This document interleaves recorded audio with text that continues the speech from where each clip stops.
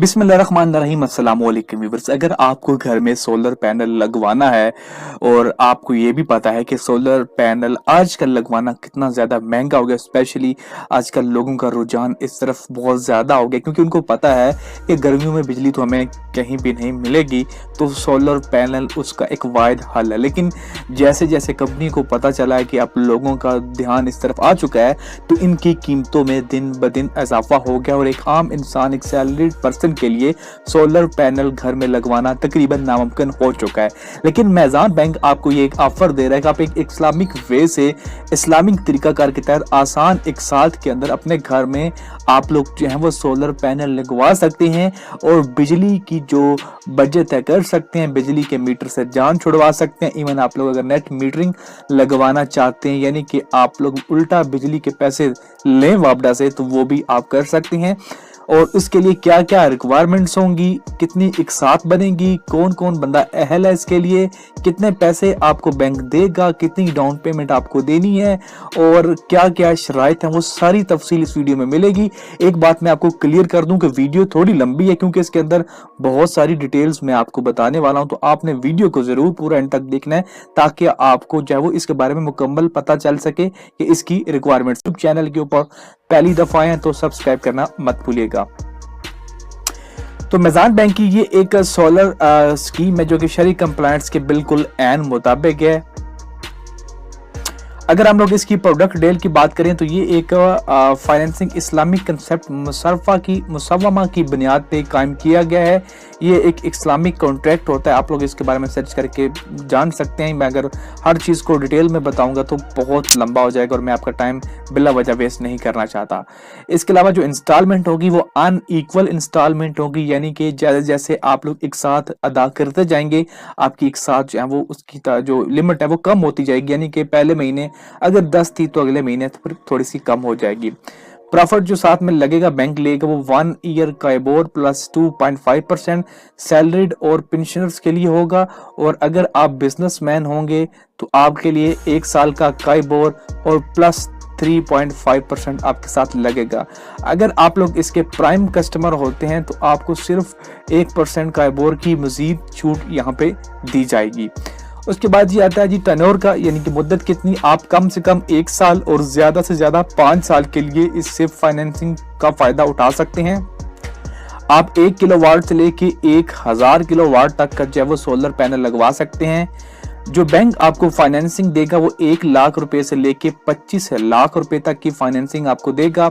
अगर आप बैंक के प्राइम कस्टमर हुए तो बैंक आपको 30 लाख रुपए तक की फाइनेंसिंग भी प्रोवाइड करेगा। बैंक आपसे एक हाई परचेज यानी HPA हाई परचेज एग्रीमेंट करेगा और आपसे 3 चेक एज अ सिक्योरिटी आपके पास रखवाएगा ताकि वो इंश्योर रहे कि आपको उसको अपने पैसे वापस मिलेंगे। जहां पे आप लोग सोलर पैनल लगवाना चाहते हैं वो आपकी प्रॉपर्टी होनी चाहिए। इन केस वो आपकी प्रॉपर्टी नहीं है, आपके बहन भाई, आपके वालिद वालदा या वाइफ के नाम पे है, तो उनको एज अ को एप्लीकेंट बीच में बनाया जाएगा, यानी कि सेकंड पार्टनर बनाया जाएगा। लेकिन उसमें जरूरी नहीं है कि सेकंड पार्टनर जो आपका होगा वो भी पैसे कमाता हो, वो लाजमी नहीं है। मेन चीज आपसे ही डिपेंडेंट होगी कि आप पैसे कमाते हों। क्रेडिट हिस्ट्री की बुनियाद पे आपको डाउन पेमेंट देनी होगी। अगर आपकी क्रेडिट हिस्ट्री जो है 12 मंथ की है तो आपको 15% डाउन पेमेंट देनी होगी और मैक्सिमम 50% है। और आप लोग की विद क्रेडिट हिस्ट्री 12 मंथ की, अगर आपकी क्रेडिट हिस्ट्री 12 मंथ से कम है, अगर ज़्यादा है तो 30% और मैक्सिमम 50% आप जो है वो डाउन पेमेंट अदा कर सकते हैं। उसके बाद अगर आप ऑफ ग्रिड सिस्टम लगवाना चाहते हैं जिसमें नेट मीटरिंग शामिल नहीं होगी तो आप मिनिमम 30% और 50% मैक्सिमम यहाँ पे दे सकते हैं। तकाफुल के साथ ये अवेलेबल होगा, तकाफुल भी आपको यहाँ पे साथ में परचेज करना होगा जो कि इस कॉन्ट्रैक्ट का एक लाजमी हिस्सा है, तो ये आप लोगों ने लाजमी याद रखना है। और यहाँ पे जो बात हुई है फैमिली मेंबर्स की, तो उसमें पेरेंट्स, स्पाउस यानी वाइफ, सिबलिंग्स और चिल्ड्रन वगैरह शामिल हो सकते हैं। अब अगर हम बात करें एलिजिबिलिटी क्राइटेरिया की तो किस किस के लिए क्या रिक्वायरमेंट्स है वो हम जान लेते हैं। अगर आप लोग सैलरीड पर्सन है, इंडिविजुअल हैं, पाकिस्तानी नेशनल होना चाहिए, अडल्ट होने चाहिए और परमानेंट आप लोग रेजिडेंस होने चाहिए, CNSE आपके पास होना चाहिए, आपकी कम से कम उम्र 20 साल और ज़्यादा से ज़्यादा 60 साल होनी चाहिए। मैक्सिमम अगर आप लोग को एप्लीकेंट्स, अगर आप एक साथ दो एप्लीकेंट्स हैं तो 75 साल तक भी जा सकती है आपकी मैक्सिमम एज। आपका जो काम करने का स्टेटस है यानी वर्किंग स्टेटस जो है वो परमानेंट होना चाहिए कि आप लोग परमानेंट एम्प्लॉय होने चाहिए। आपकी जो इनकम है वो मंथली इन जो ग्रॉस सैलरी है वो 1 लाख रुपए होनी चाहिए। तो यहाँ पे इन्होंने बिल्कुल सही बात बताई है। कई जगहों पे बैंकों ने 50,000 30,000 लिखा होता है, लेकिन जब वो डील करने जाते हैं तो वो उनको बिल्कुल ठुकरा देते हैं कि जी आपकी तो सैलरी ही कम है। जॉब का टेन्योर जब आप लोग जहाँ पे करंटली काम कर रहे हैं वो 2 साल कम से कम आप लोग वहाँ पे काम कर रहे हो। उसके बाद ये इनकम असेसमेंट आती है, जो आपकी इनकम, जो भी आपकी इनकम है उसकी असेसमेंट की जाएगी, पता चलाया जाएगा बैंक स्टेटमेंट के थ्रू, अपॉइंटमेंट लेटर्स के थ्रू, आपकी एम्प्लॉयमेंट लेटर्स, आपकी सैलरी स्लिप्स के थ्रू आपकी जो है वो इनकम स्टेटमेंट की जाएगी। आप टैक्स पेयर होने मस्ट हैं, आपके पास NTN नंबर होना लाजमी है। बैंक आपकी जो है वो वेरिफिकेशन भी करेगा आपकी रेजिडेंस की, आपके ऑफिस की, आपके बिजनेस प्लेस की, तो ये भी मस्ट होगा। 2 रेफरेंस आपको लाजमी चाहिए होंगे।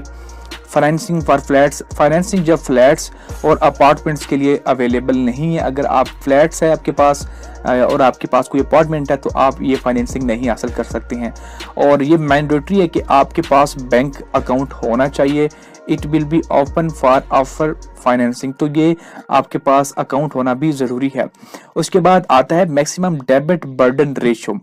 डेबिट बर्डन रेशो होता है कि आप अगर आपकी महीने की सैलरी है 1 लाख रुपए और आपने ऑलरेडी बैंकों से लोन लिया है, जैसे कि बाइक लोन, कार लोन या फिर आपने क्रेडिट कार्ड से लोन लिया हुआ है, तो वो जो टोटल आपकी एक साथ बनती है महीने की वो 40% से ज़्यादा की नहीं होनी चाहिए। अगर आपकी जो क्रेडिट हिस्ट्री है वो 12 मंथ से कम, अगर आपकी क्रेडिट हिस्ट्री 12 मंथ से ज़्यादा है तो आपकी जो है वो आपका डेबिट बर्डन रेशियो है वो 45% से ज़्यादा का नहीं होना चाहिए। यानी कि जो आप लोगों ने ऑलरेडी लोन लिए हुए हैं वो इतनी एक साथ हों कि वो टोटल आपकी सैलरी का 45% से ज़्यादा नहीं बनना चाहिए, अगर आपकी जो क्रेडिट हिस्ट्री है वो 12 माह से ज़्यादा की है। उसके बाद सैलरीड इंडिविजुअल्स के लिए मिनिमम आपकी 2 लाख सैलरी होनी चाहिए। जहाँ पे आप जॉब कर रहे हैं 3 साल आपका करंट एम्प्लॉय स्टेटस होना चाहिए और 5 साल का आपका एक्सपीरियंस होना चाहिए। उसके बाद बाकी जो सस्पेक्ट्स हैं वो इसी तरह के जैसे वो मैंने आपको सैलरीड के लिए बताए हैं। उसके बाद जो है वो कॉन्ट्रैक्टर जॉब की है। इसके बाद ये बिजनेस इंडिविजुअल्स के लिए, जो बिजनेसमैन हैं उनके लिए 30 साल से लेकर 65 साल की एज है। और आप लोग अगर को एप्लीकेंट साथ लाते हैं तो 75 साल एज आपकी हो जाएगी अगर मैक्सिमम। उसके बाद आपकी जो सैलरी है मिनिमम वो 50 लाख रुपए होनी चाहिए मिनिमम। उसके बाद 5 साल के लिए आपका जो है वो एक्सपीरियंस होना चाहिए बिजनेस जो आप लोग कर रहे हैं। इनकम असेसमेंट आपकी बैंक स्टेटमेंट, आपकी अकाउंट्स, टैक्स रिटर्न से आपकी ली जाएगी। टैक्स पेयर आपका होना लाजमी है, NTN नंबर आपके पास होना चाहिए। और उसके बाद इस अलावा रेफरेंस 2 होने चाहिए। और इसमें भी सेम है कि आप फ्लैट और अपार्टमेंट के लिए ये फाइनेंसिंग हासिल नहीं कर सकती हैं, आपका मीज़ान बैंक में अकाउंट होना चाहिए।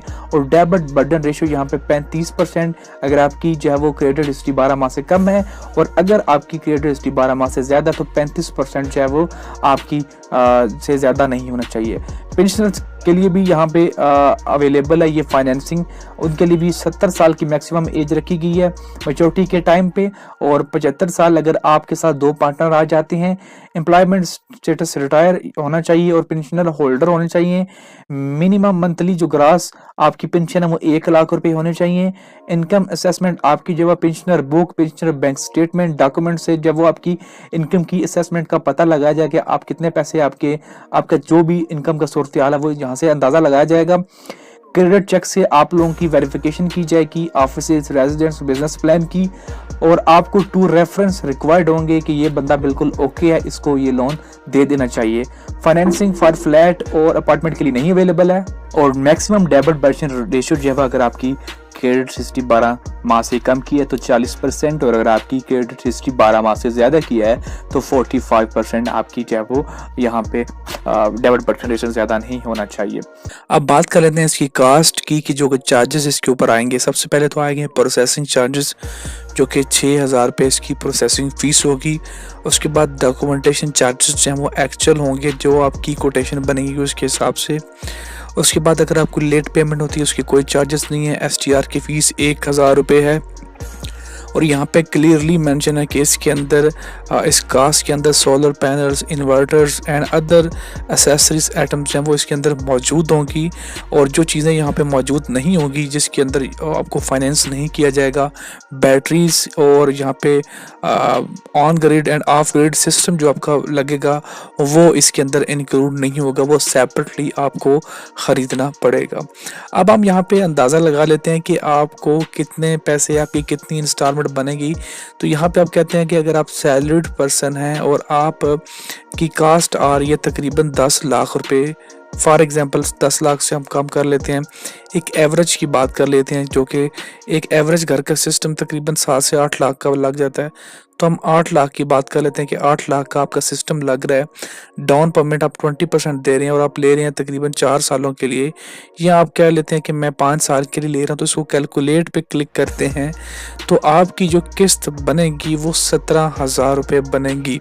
डाउन पेमेंट जो आपकी बनेगी 1,60,000 रुपये, आपकी किस्त बनेगी 17,000 रुपये और 17,000 रुपये से ये स्टार्ट होती है और एट द एंड जब आपकी 60वीं किस्त होगी तो ये 10,000 रुपये पे आ जाएगी।